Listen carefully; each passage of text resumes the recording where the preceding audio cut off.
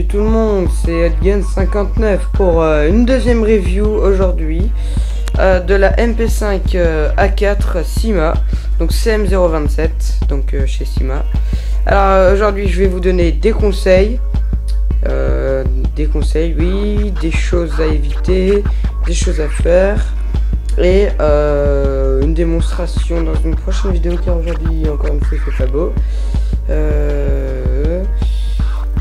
Donc on va commencer ça tout de suite, hein. C'est un AEG, donc Auto Electric Gun, ou AEG si vous voulez.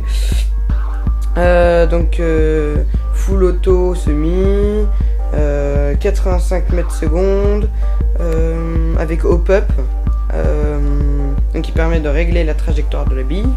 Donc là en ce moment il a réglé, mais alors c'est mieux que le APSR2 que j'ai fait dans la précédente review. Là c'est carrément, c'est génial, on a tout de suite ce qu'on veut comme trajectoire, c'est vraiment bien. Donc je vais vous montrer ça tout de suite, hein. Alors on commence. Alors d'abord l'emballage. Alors pour une fois, pas comme sur le APSR2, d'ailleurs dans le APSR2 sur la boîte il y avait été marqué Airsoft Gun au lieu de Airsoft Gun. Donc une erreur déjà, donc ça fait un peu du lemon un peu quand même. Donc lemon c'est une réplique d'origine ne fonctionne pas, hein. Enfin ça faisait un peu bizarre quoi quand même. Donc donné donc 85 mètres secondes, 850 pardon billes par minute, donc en full auto. Bon, le mec qui fait ça pendant une minute, c'est un peu abusé. Surtout, il faut avoir un chargeur tambour, etc. Donc voilà, elle fait 710 mm, soit 71 cm. Et elle pèse 2 kg pleine. Alors d'abord, on a à l'intérieur donc un petit review donc sur mon habit. Donc, ici on a, je sais pas si là on a le couteau, là on a la cagoule, et à l'intérieur on a mon pantalon. Voilà, donc vous pouvez aller voir mon forum sur l'airsoft et vous inscrire, faire de vos reviews et vos présentations gratuites. Donc je vous mets l'adresse ici, là. Ensuite alors pour commencer, déjà il nous faut une batterie. Alors une batterie c'est ok, donc c'est pas celle d'origine, c'est on l'a échangé en fait, c'est une Golden Eagle, c'est du 8,4 volts et du 1100 mAh, donc c'est milliampères et je sais plus H ce que ça veut dire. Donc c'est du NiMH comme on peut le voir, hein, dessus il est marqué, enfin on voit pas vraiment, mais bon il est marqué NiMH. Donc c'est une batterie, alors pour info, c'est une batterie qui doit être stockée pleine, donc chargée. Pas que, alors que le contraire, c'est la NiMC, je crois. Il faut la décharger à fond pour la stocker. Donc là, elle est chargée, à l'occurrence. Voilà, donc elle est assez bien. Bon, pour l'instant, j'ai fait des tests de tir. 8,4 volts, c'est largement suffisant. Alors, j'ai changé de chargeur de batterie parce que celui d'origine, alors ils ne disent pas quand c'est terminé, du coup vous pouvez cramer votre batterie. Donc là c'est un Swissarm chargeur de batterie 8,4 volts en NiMH. Donc c'est Autopic Detection. Alors Detection Autopic, c'est pour il voit quand la batterie est au maximum, il arrête, il y a un voyant vert et il stoppe de charger. Donc ça j'ai déjà utilisé, il est très bien aussi. Pour l'instant il n'y a pas de problème, bon ça fait une utilisation. Les billes, voilà, c'est comme celle du APSR2, j'ai pas changé, elles sont utilisables. J'ai fait des tests de tir à la 0,25 avec la MP5, les traits sont droits, enfin les trajectoires de tir sont droites, pardon. Ensuite on a le chargeur qui est pas mal, fausse balle au niveau à droite en fait, donc on l'encloche comme ça, capacité 220 billes, avec la fameuse molette en bas. Et la trappe d'ouverture pour charge rapide. Voilà. Donc voilà. Donc c'est assez sympa. Ça prend de la place un petit peu, surtout pour les gauchers. Je vous expliquerai pourquoi après. Ensuite, on passe donc la sangle de direction poubelle. C'est pas vraiment, enfin on peut le garder si vous voulez, mais bon c'est plutôt une expression qu'on utilise. Alors par contre dommage on voit pas bien, Mais bon, je vais la sortir, hein, ça ira mieux. On voit pas bien, mais en fait, les attaches sangles sont que d'un côté. Donc là, on voit, il n'y a que pour les droitiers. Donc là, ici, on a l'autre attache. Et encore ici, tout en haut, l'autre attache. Donc dommage que ça soit que pour les droitiers, hein, parce que moi je suis gaucher et ça m'embête aussi un peu. Bon, heureusement il y a le sélecteur de tir qui est donc droitier gaucher, donc des deux côtés. Donc là et ici. Ensuite on a l'organe de visée principal du début, donc il y a 4 options de tir. Donc petit, moyen, grand, très grand, ou bien autre chose, minus, etc. Et ici je compte rajouter peut-être un rail pour mettre un red dot. Qui va très bien avec la réplique, pardon. Et oui, on dit bien réplique, hein, n'oubliez pas. Voilà, et n'oubliez pas aussi en partie de porter des lunettes de protection oculaire. Parce que franchement, c'est vachement important. Ça fait peut-être moche, mais vous pouvez en trouver des biens. Mais c'est super important. Donc ensuite on a le cache-flamme. Alors le cache-flamme n'est pas le canon comme dans certaines reviews que certaines personnes le disent. Donc pour l'ouvrir, il y a un petit clippé, hop, après il suffit de tirer, hop, attendez c'est pas facile, voilà.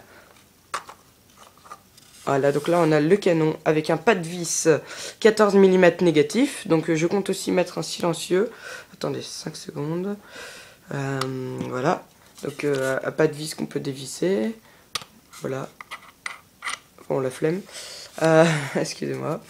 Ensuite, on a donc l'organe de visée secondaire, donc qui est en forme avec une pointe. On a le rechargement typique de DMP5. Alors, il suffit de tirer.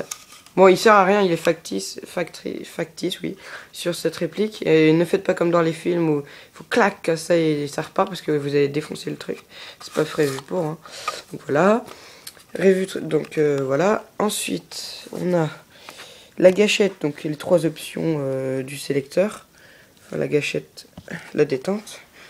Donc les 3 options du sélecteur, sécu, semi et full. Et ensuite on a devant, on a une petite languette ici. Hop.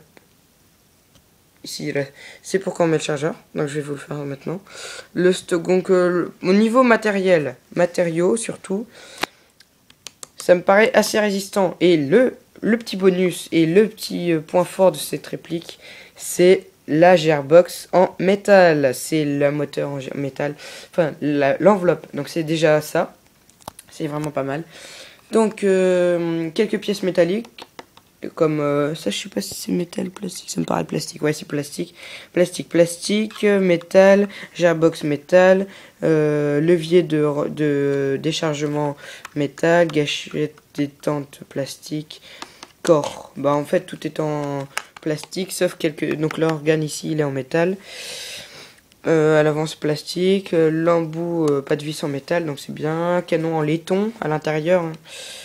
Et donc crosse en plastique mais assez résistant et le bout est en caoutchouc confortable. J'ai envie de dormir dessus. Non, pas envie de dormir puisque c'est pas trop un lit.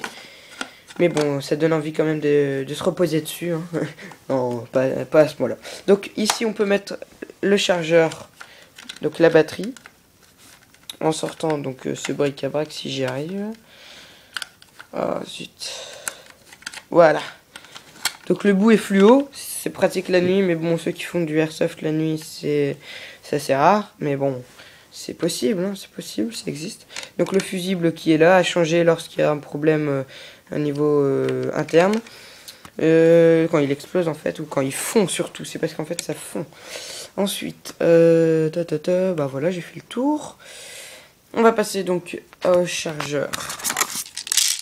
Alors, j'essaie de faire le plus bon voilà, bref quoi. Alors le chargeur, la réplique il suffit, alors ça s'enclenche parfaitement sans difficulté, excusez-moi je vise mal mais c'est difficile avec voilà, là il est enclenché, donc là il y a des billes dedans, donc quand je vais l'enlever ils vont tomber, j'aurais dû peut-être les enlever. Bon, j'ai pas mis la batterie, je ferai le test dans la prochaine vidéo. Quoique le soleil... Ouais non, tant pis. J'avais pas prévu de faire ça. Donc voilà. Alors ici on a une... Excusez-moi. On a une pour deux façons d'enlever. Donc ça ici. Et ensuite, on a un tout petit bouton. Voilà, comme sur les M4. Ici. Un petit bouton qui permet de l'enlever. Donc, bah voilà. Très bien. Là, j'ai fait le tour. Hein. Je vous conseille, alors, déjà, son prix est raisonnable. Alors, 2, elle est assez rare. Moi, je l'ai acheté à Gun Shop. Voilà, donc à Gun Shop, je crois que c'est le dernier magasin à faire des MP5 CM027. Donc elles sont, franchement, c'est une bonne réplique pour débutants et pour ceux qui sont entre les deux. Après, ça vient vachement cher. Donc il y aura quelques petits conseils à faire, c'est que vous devriez revisser chaque partie après, chaque vis après chaque partie, ou chaque mois, peu importe, ça tient quand même bien. Pour l'instant, j'ai pas de problème. Voilà, et bien la review est terminée. Vous pouvez vous inscrire sur mon forum et abonnez-vous à ma chaîne et cliquez sur j'aime, car il y a une petite animation.